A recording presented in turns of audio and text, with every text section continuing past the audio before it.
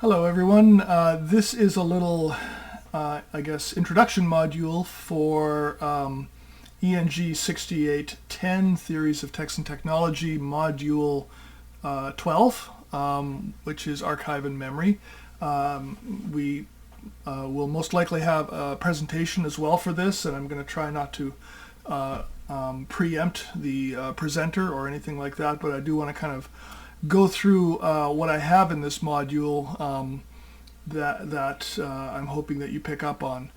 So as usual, my modules have lots of stuff in them, and we often don't get through everything in any particular class time, as you well know. The readings that we have for this time around, we have only one reading from the New Media Reader, which is the Theodore Nelson reading on Proposal for a Universal Electronic Publishing System and Archive.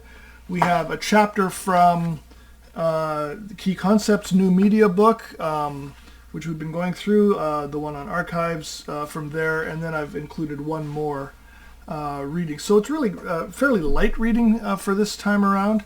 But you'll see in the module that there's plenty of stuff to look at. I've got a bunch of videos and things of that nature. So I just want to talk through a few of the things that I hope become apparent from this. You know, as always, the goal in this course is to get to questions around theory. And we're doing that through the lens of concepts. And so the concepts this time are archive and memory. And you know, this is something that I think is often going to become a significant issue in most digital projects, in most text and technology research. There is going to be some sort of representation of the work of an individual, of the work of a group, of a culture, of a historical period, of, you know, all sorts of different things. And I think it's worth just spending a little time to think about what that means, what to do with that. As always, I have this kind of group of concepts up front that are not meant as synonyms or anything like that of the core concepts for today. They're really meant as connected concepts, things that, you know, these concepts evoke. And so you can see in the area for memory here, we have various ways of thinking about memory. We have memory as a kind of storehouse, which is probably the most common sense of memory. We have memory as unforgetting. So that's the kind of memory that you would see in Plato, let's say. The idea that, you know, when we are born, we come back from a previous life and a kind of you know, life in the underworld, as it were. And when we are stuffed into these material bodies, we forget everything that we were acquainted with when we were directly in connection with the universals. And so our process in life is one of anamnesis, which literally means unforgetting. Right? That's what knowing means. It doesn't mean that we're learning something new. It's that we're unforgetting what we already knew. That we forgot because we became particular beings. We got stuffed into these material bodies. And so we're in the process of learning these universals, if you wish. So for example, right now we may have a sense of what love is from our experiences of love with individual people. Maybe we have higher forms of love. We love our country. We love, you know, various things. But Socrates and Plato are going to say, look, you know, love is a much larger thing than that. And so in order to understand love, we're going to have to get rid of all of these specific examples that we have and focus in on what the word actually means itself. So that's another form of memory, right? So we always do remember, but we are blocked from remembering. You know, we talk about things like memory palaces or memory theaters, and so you know, the idea that memory is in some sense connected to narrative. So in the sense that in order to remember a speech, for example, we may We may focus on a familiar living space and tie elements of that speech to those rooms. And so as you walk through the house, you remember each part of what you want to say. And so memory may be tied to some sort of narrative like that as well. If it's tied to something like walking through a physical space, that suggests also that it's tied to some sort of performativity too. So in other words, we are bodily acting things, and in so doing, we are remembering. Sometimes our bodies, in fact, remember how to do something faster than our brains do, right? I mean, you can imagine something that you've done a great many times, and you suddenly forget how to do that. Maybe it's like dialing a phone number or something like that. And you don't remember the number, but if you just kind of let your fingers do their thing, they'll dial the number, or they'll do the thing that they're so used to doing.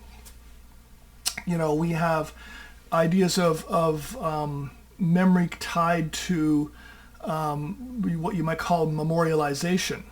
So what does it mean to construct and to almost defend a memory, defend your memory as the authorized version of a memory, or as the one that we want people to remember. So, for example, at a funeral, somebody might give a eulogy, and maybe that eulogy is an attempt to speak about the life of the person who's just died. And maybe that is, in a certain sense, a cementing of that person's, who they were, right? And so that's a form of memory too, it seems to me. And we can see that happening in a lot more than just funerals. We can see it happening in tributes and commemorations and celebrations and so forth. We can also see it happening, of course, in a physical sense. And so we memorialize events, people, by constructing monuments. And so we're going to look at that in a few minutes as well. And so all of these sorts of things, are tied to the notion of memory. There's of course more than that. I mean, memories are clearly constructs as well. I mean, we might like to think that memories are referring to some truth out there in the world.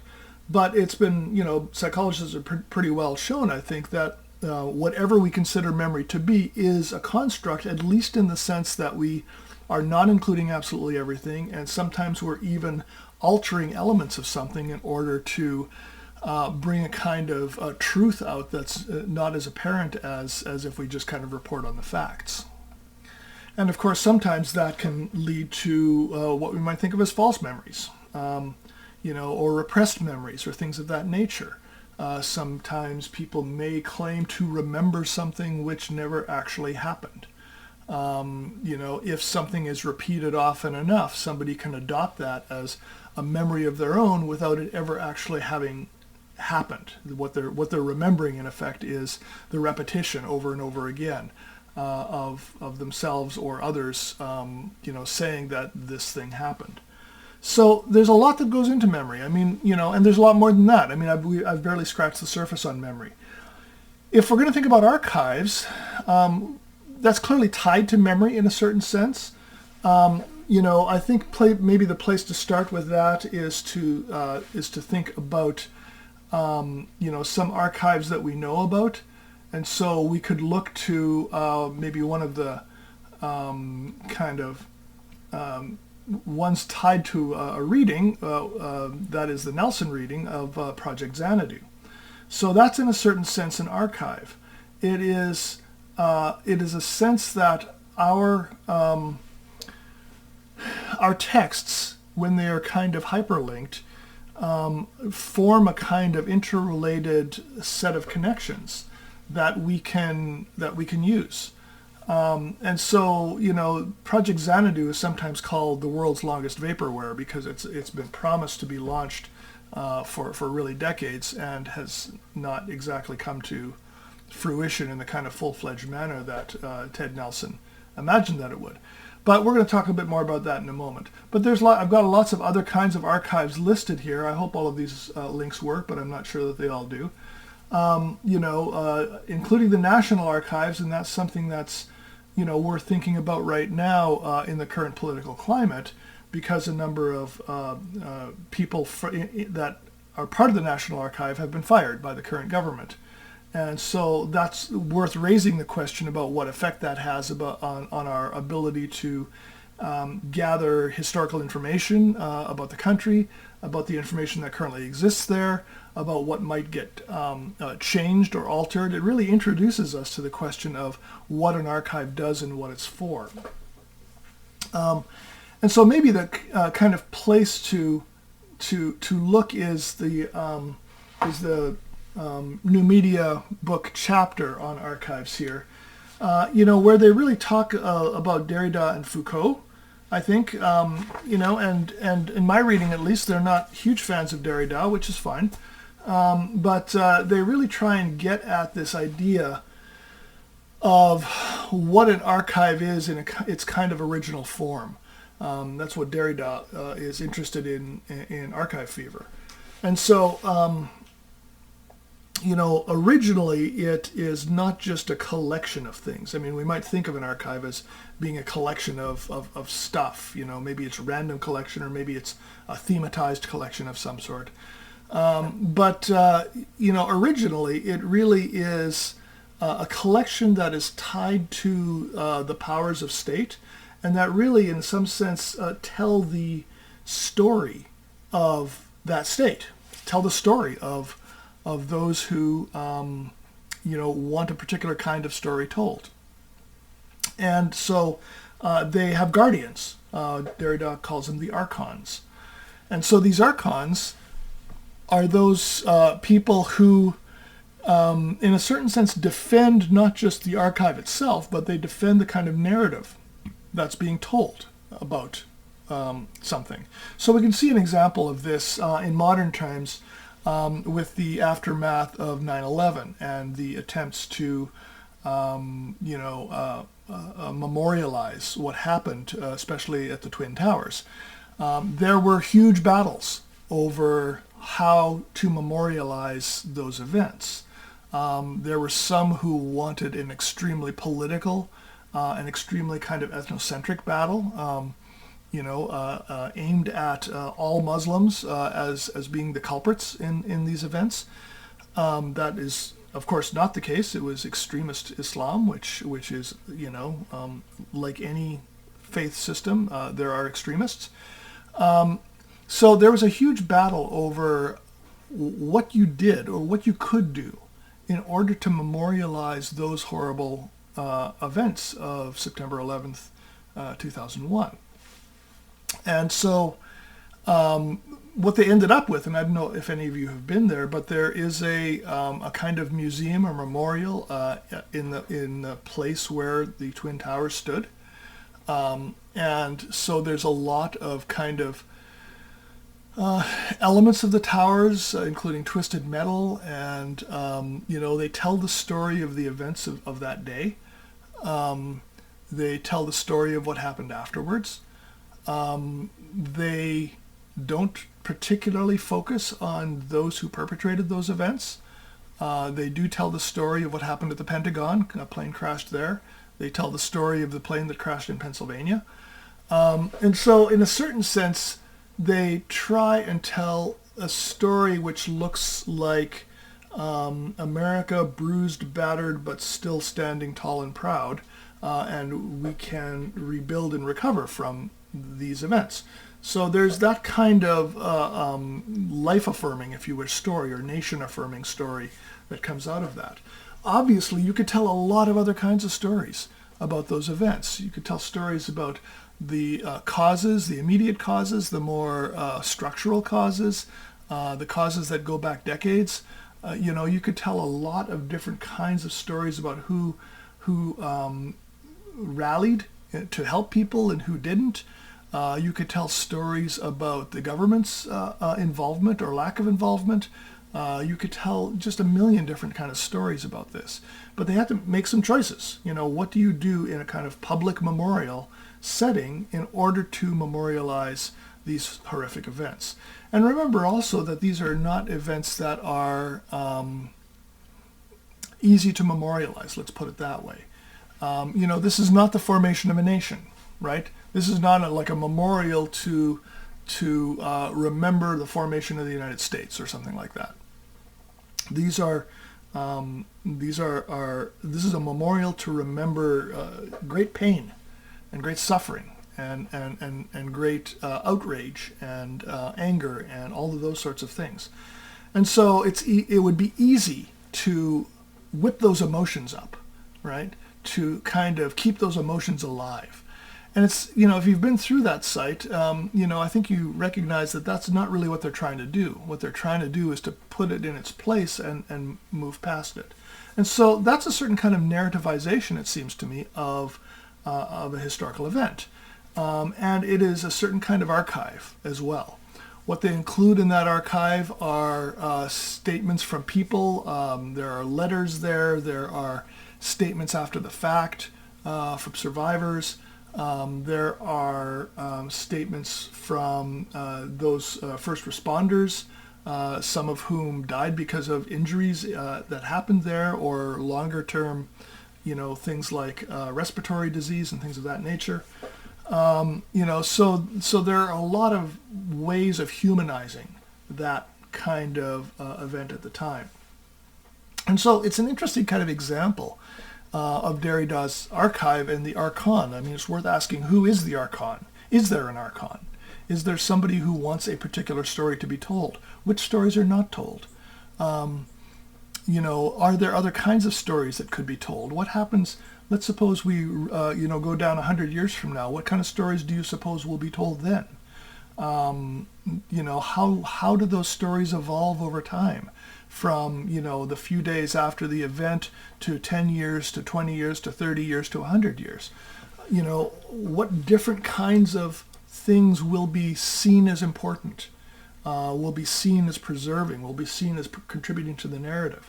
So, you know, those are kind of decisions made by a lot of different people for themselves, but there's a kind of official sense of that archive that is controlled by those who are the ones putting the museums together, the memorials together, you know, the television shows, the websites, all of those sorts of things. And so that's a really interesting example, it seems to me, of you know, asking about the narrative and how to remember something like those events. You know, I'd like you to take a look at some of the videos in here. There's some pretty long ones, but you know, I'm not asking you to like watch every long video, but a lot of these are pretty short actually, and they give you a good example. In this case, you know, of Ted Nelson's project of Xanadu. This one here is explaining it in 2016, and I think it's probably one of the more recent kind of explanations that he gives. And so I think it's a good kind of companion to what you have in the book. Yeah, I've also put in an article, this article here, by Farron and Massa, and it's on another kind of archive, beyond the encyclopedia, collective memories in Wikipedia. So this is really an attempt to look at, you know, they've extracted a lot of articles related to traumatic events, including 9/11. Virginia Tech Massacre and a number of other things, and they've tried to look at how Wikipedia handles that memorialization or that remembering through its construction of pages, its editing of pages, and all of those sorts of things. So it's an interesting article on that, and it's directly related to digital production as well. So please take a look at that too. You know, you probably knew that this was going to come back. You've already seen Foucault in the archive. I'm not going to read it again, but his certain Chinese encyclopedia, you remember that, right? In which animals are divided into all of these different kinds. Well, this is really a kind of archive as well, and Foucault is also interested in the question of archives. You know, what is it? What is it that? How does power show itself in the ways that we assemble things and that we choose to examine things or not examine things, or to include things, include people, and exclude other people, and things of that nature? And so you've got some of those sorts of things in some of these videos here. But I've got more than that in these videos too. I've also got You know, some other kinds of archiving that I think is worth thinking about in this connection as well. And I'm thinking about what you might think of as life logging down here. So an atlas of the habitual, this video on life logging. And these are, projects basically where people are collecting data on themselves pretty much constantly. And that data might be visual data, it might be biometric data, it might be auditory data, it might be any number of things. They might log their use of the internet, or they might be doing all of those things, right? And so this is an interesting kind of question, right? Is this a complete sense of the person? If I was to ask you, all right, who is this person? Well, let's look at all of these logs. Do you get a sense that you would know who that person is? Would you be inclined to say, no, we don't know who that person is yet because we don't know what's inside them. We don't know how they really think. Remember, this takes us back to that module on the self, right? There's a notion of an internal version of the self and an external version of the self. And this really leans into the kind of external version. So, what do we say about this life logging? What value is it to the person themselves? Would you want to do this? And if not, why not? Or if so, why would you? Is this something that you think finally I would get a handle on who I am and what I do and why I do the things that I do? Or would you say, no, this is just like a whole lot of stuff that really doesn't get at me? And so, I think it's worth thinking about this as a form of memory and as a creation of an archive, right? The archon in this case is the individual who's doing this, presumably. All right, they're the ones that have the power over the narrative. It's no accident, I think, that both Derrida and Foucault bring up questions of psychoanalysis in this. I mean, psychoanalysis basically maintains that perhaps we as the experiencer of things are not the best people to tell the story about who we are. Maybe somebody else needs to tell that story because maybe they will see things that we do not see about ourselves. Maybe we systematically hide things from ourselves. And so, so there's an interesting kind of question in relation to how we handle the creation of data. It might be inclined to think more data is good. More data is always good.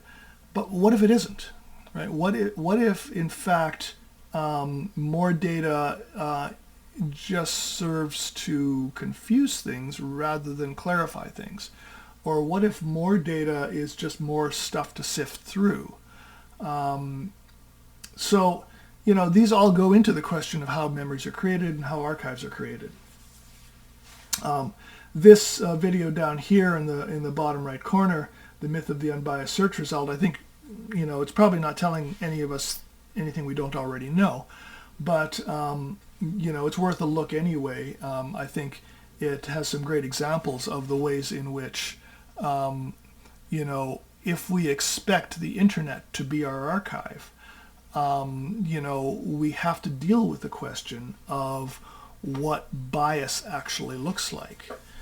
And, this is made before the advent of large language model AIs, and so we probably have a further question at this point, which is we now have to deal with the question of hallucinations. In other words, AIs producing, as it were, memories of things, whether they be citations or events or whatever, that never actually happened, right? And stating them in an authoritative sense alongside of other things that really did happen. And so, so it's not just about bias, it may be about creating something from whole cloth that really is not not reliable at all. And it raises our question of for some people, I suspect, there's a kind of a default towards the idea that the internet is now our archive. and we need to put up everything on the internet as much as possible, and simply rely on the kind of the idea that it's going to have a sustained presence there and it's going to be maintained there and all of that sort of thing. Any of you who have been involved in internet projects of any sort will know that that's really not something you can rely on at all. The internet changes on a minute by minute basis, really, and things that you thought you could count on before vanish. I mean, every time I put up a course module, I have to go through the links and see if they're still live. And often there's a bunch that aren't. And you may well find some that aren't in this module as well. And so there is that kind of churn of the internet as well. And even something like the Wayback Machine, the Internet Archive Wayback Machine, is no guarantee that you're going to have access to something that's existed in the past. All right, so I want to talk a little bit about the notion of the ontology. I've got a few videos here, and might be a notion that if you've done database work or metadata work, you might have come across it before. And this is a term that means something different to philosophers than it does to computer programmers. So if you're a philosopher, an ontology really refers to a way of the structure of being. Okay, so we philosophers often use it in the kind of related to words like metaphysics. So if you're asking about metaphysics, you're asking about what exists and how does it exist. And in ontology, really you're asking those questions, but also how do the things that exist relate to each other. So, we could look at Aristotle's ontology, and we could look at all sorts of different people's ontologies to get a sense of what exists and what doesn't exist. For computer programming, they're not necessarily interested in the kind of large philosophical questions, but they are still interested in the ways that things relate to other things. In an ontology, what you're really doing is you're creating a way of seeing how things relate to each other. That may be done in a few different ways. It may be done through the painstaking process of metadata production, right? I mean, as you well know, you can't just rely on things like character string searches in order to get at the meanings of things. I mean, a semantic search is more than just a kind of character string search. And so when you're doing metadata, you're often filling in fields that with the meanings of things. Okay, now that might be done in advance by somebody who is creating a database. It may be done by users in what we call folksonomies. And a folksonomy is a kind of structure of relations that is created after the fact by users, and can be done in a number of ways.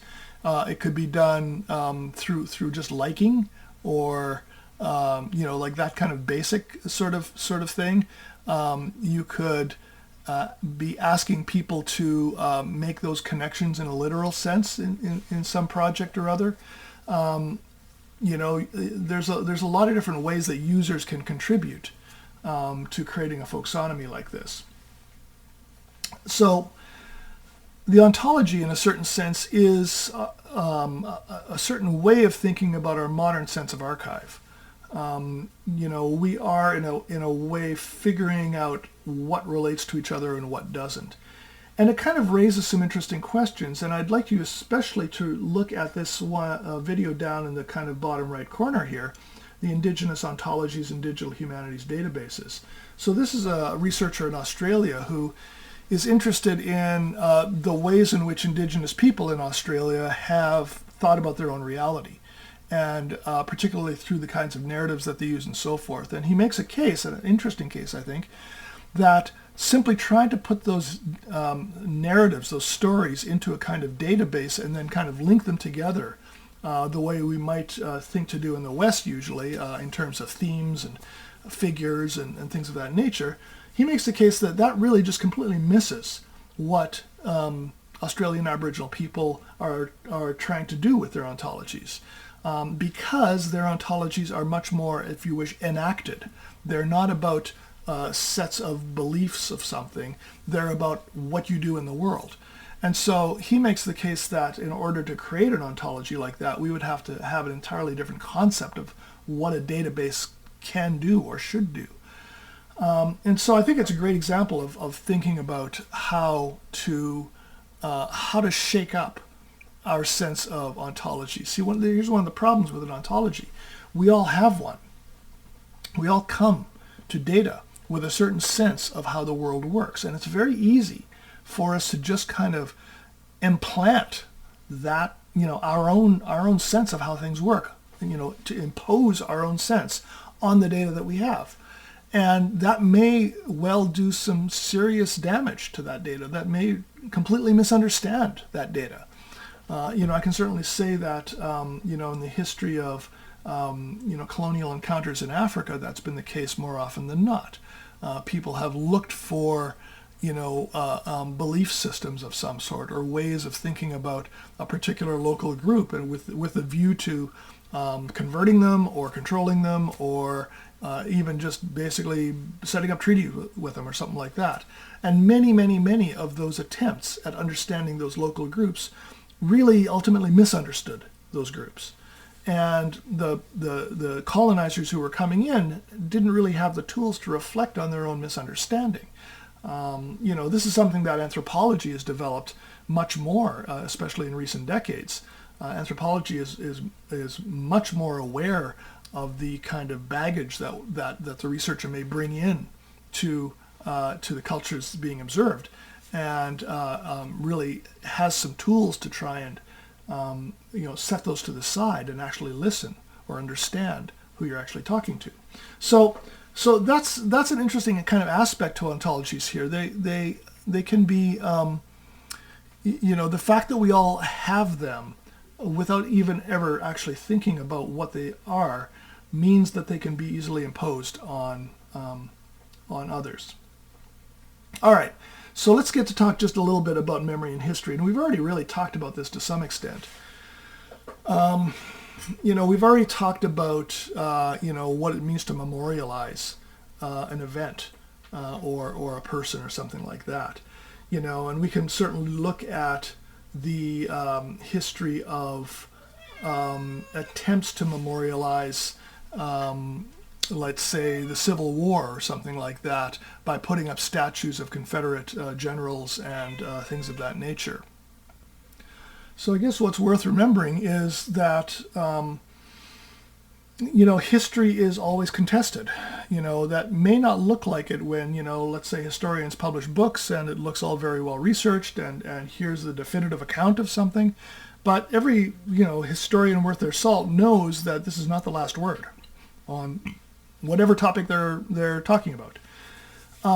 And, for a whole range of reasons, not even just, we could discover more documents or we could discover, somebody else's testimony or something like that. The structuring of memory and the structuring of meaning through evidence in history is always a kind of selective act, a selective act in which we come up with justifications, some of them very legitimate, some of them less so, come up with justifications for the kind of narrative that we want to tell about what happened. I mean, we are always making choices when we're looking at history. You can't include every fact, right? Not every fact is relevant. Not every fact seems to be relevant. So I've included this section here as well, and it's worth also noting that sometimes remembering or forgetting can become a political act as well. That may well be a reason for the change of history. One might want to suppress the memory of the guilt of one's own people, or alternatively, one might want to remember that guilt for some reason. There are always multiple ways of telling these stories, and somebody can try and control an archive in order to make that make storytelling from another point of view more difficult, right? So we have lots and lots of examples of this sort of thing. I mean, in the USSR, for example, the history books were all written from particular points of view. Same thing in contemporary China. Everything has to be passed through, the culture committee in order to ensure that the right history is being told. And if you compare these histories with each other, you'll find that they're often quite different from each other. It's worth asking, okay, who's right and who's not right, or maybe more kind of subtly or more sensitively ask, what is it that is driving a particular kind of history? Like, why is it that people who have the power to make textbooks and the power to write history books, why is it that they want this history told rather than some other history that could have been told? That could take us to some very interesting places and some, conspiracy theory places as well. I mean, there's no guarantee that you won't end up, talking about great conspiracies to, repress all sorts of things, brought to bear by some shadowy organization or some group of people or some this or some that. I think more usefully, perhaps, is the set of questions I have here in this module to think about how we do these sorts of things. I think it's worth asking, whose story is this? Who's represented and who isn't? What are the assumptions being made about the nature of the people in the groups? Who has the power, money, and influence to make their story heard and who doesn't? Who has what is the possible benefit and to whom of a particular story about the past? Who is being defined and described in their own terms, and who's being defined and described in the terms of someone else? Is there an ideological lens being imposed on this account? What is the material or data being used for this account, and is there other material or data? What don't we know yet, and what difference would it make if we did know it? And finally, what is the effect in the future of telling a particular story about the past? And I think there are probably a lot of other questions, and in the discussion area you can maybe list some of those other questions, if you think of them, that we might want to ask when we are either writing histories, producing material that will be used for histories, like a database, or just reading them or consuming them ourselves. So I've got a few examples here, again in videos. Discussing things like the question of historical or collective memory, which I think is a really interesting and important question. How is it that we together remember things in a certain kind of way? I've got a video here on what the difference is between history and memory, which is and these are pretty short videos. This is an interesting one, the very last one here by Lynn Kelly on modern memory and ancient methods. And her interesting question is, how is it that people in particular groups have such prodigiously good memories? She uses examples, I think, of Navajo people who remember an incredible amount of stuff, and others as well. And so she kind of talks us through what that actually looks like. And it's worth asking, okay, that's memory. To what extent is that also history? How does that relate to history? Is history a kind of a thing that we do in the modern age? I mean, histories did not always exist. There are histories in ancient Greece, certainly, things that we now call histories, Thucydides and people like that. But really the kind of modern writing of histories happens surprisingly much more recently than you might think. And so what is the relationship between history and memory? Because people have always, in a certain sense, wanted to remember who they were, where they were from, and things of that nature. So yeah, there's a lot in this module. And I hope you have fun with it, because I think these are really important questions. I hope you also think about the kinds of theoretical tools that might be useful. I've mentioned a few, right? I mentioned, archive theory, obviously. I mentioned psychoanalytic theory, which raises questions about what we have available to us and what we deliberately try and cover over or hide in our memories, either individual or collective memories. And so, I think you could probably connect a bunch of other kinds of theoretical approaches to these questions as well. As text and technology students, I think it's also worth asking, if you are involved in things like archives, if you are involved in things like memorializations of any sort, what exactly do you see yourself as doing? And how is it that you are able to kind of give a nuanced history, an inclusive history?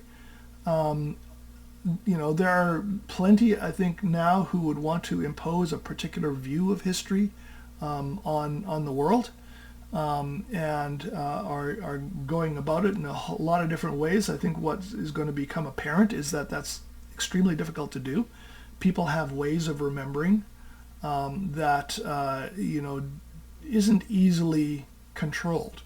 During the times of slavery, enslavers would try and take away the language of the enslaved people. They would try and take away songs. They would try and take away traditional folkways. They would try and take away all sorts of different things. And in many ways, many of the memories are indeed gone. I mean, many formerly enslaved people and their descendants don't know, for example, where they're from in Africa or what those lines are. But they did preserve other kinds of things in their memories that kind of, we can trace. We can see how they come up in songs, in all sorts of different cultural forms. There were ways of preserving a kind of identity that comes down to us to this day. And so I think it's a difficult thing to kind of banish a particular kind of history and a particular kind of memory. But that doesn't mean that some won't try to do it.